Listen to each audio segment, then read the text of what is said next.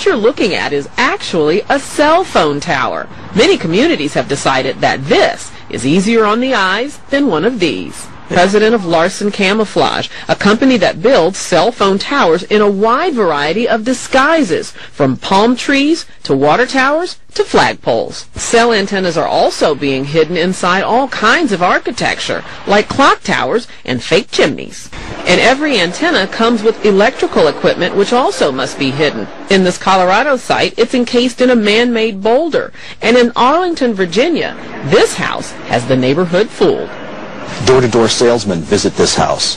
Free newspapers are dropped off at this house. John Johnson works for Verizon Wireless, which built a house where no one is ever home.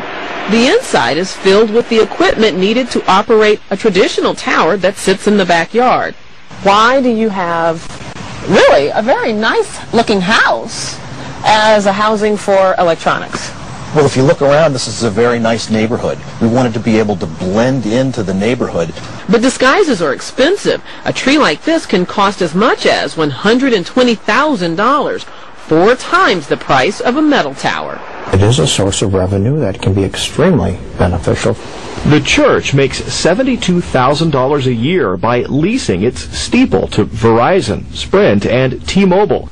The money used in church ministries. Christ taught us to be wise about the talents that we have and to use them for the benefit of the kingdom. And it's happening at churches both across New England and nationwide. There's so much demand for steeple space, it's even spawned a new company that markets church steeples and negotiates contracts with carriers. People ask me what I do for a living. I say, I spend my day just funneling millions of dollars into the kingdom of God. And everybody chuckles, but I think, no, that's what we do.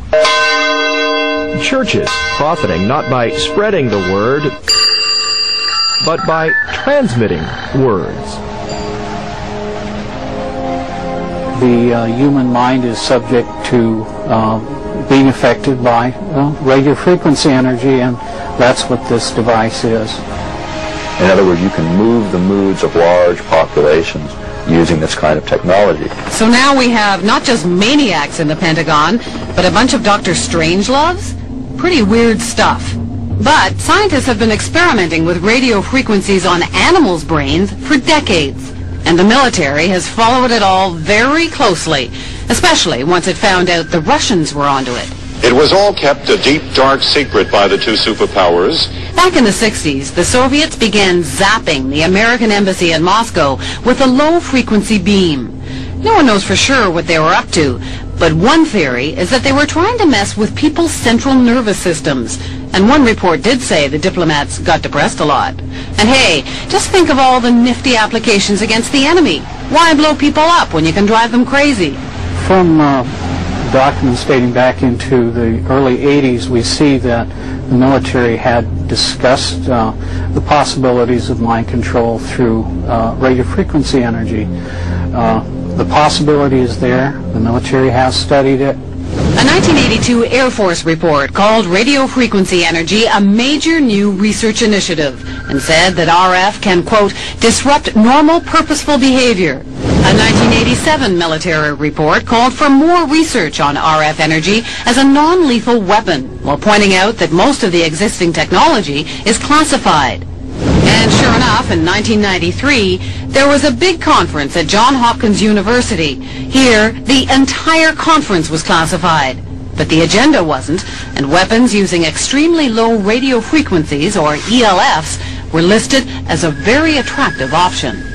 Is it just a coincidence that there's been all of this talk and that HARP will be experimenting with this? Is that all just coincidence?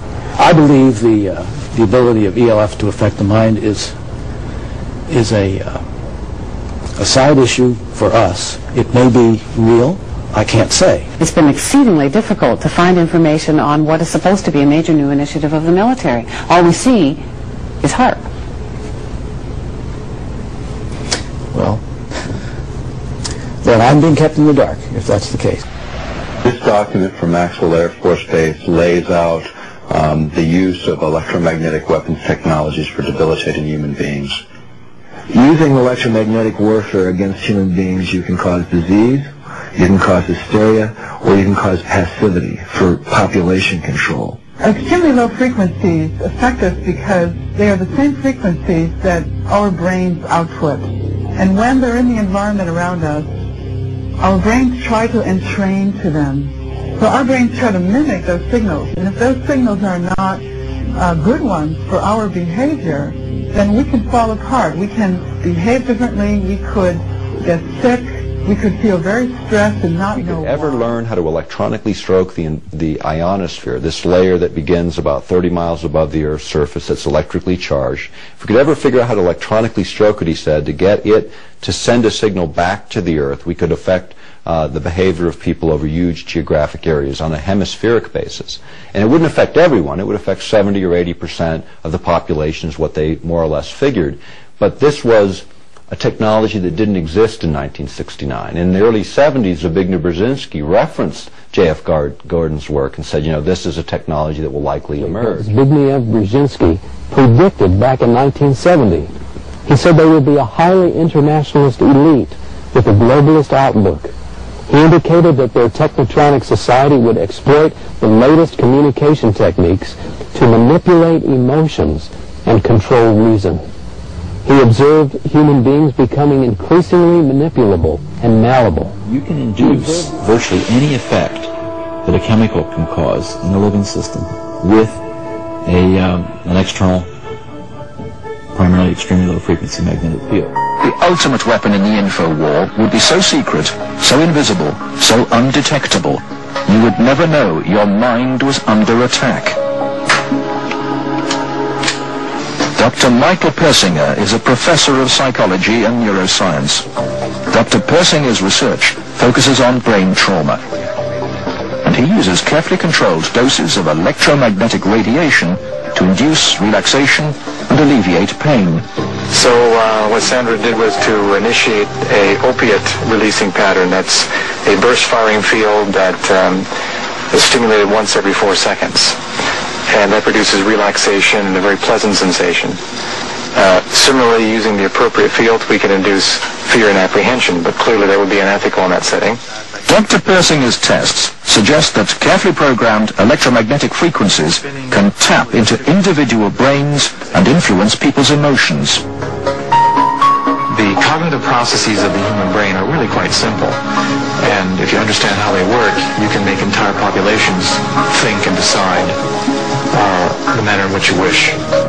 Many experts are skeptical of such an Orwellian scenario, but Persinger thinks the implications are chillingly real. Suppose you generate a field that produces fear, fundamental fear, in large numbers of people. And then, over the television, more traditional ways, you say, the reason we're having this fear is because of this particular group. And now you start to move the population believing in a direction that you wish. To influence 250 million people, the equivalent of the entire population of the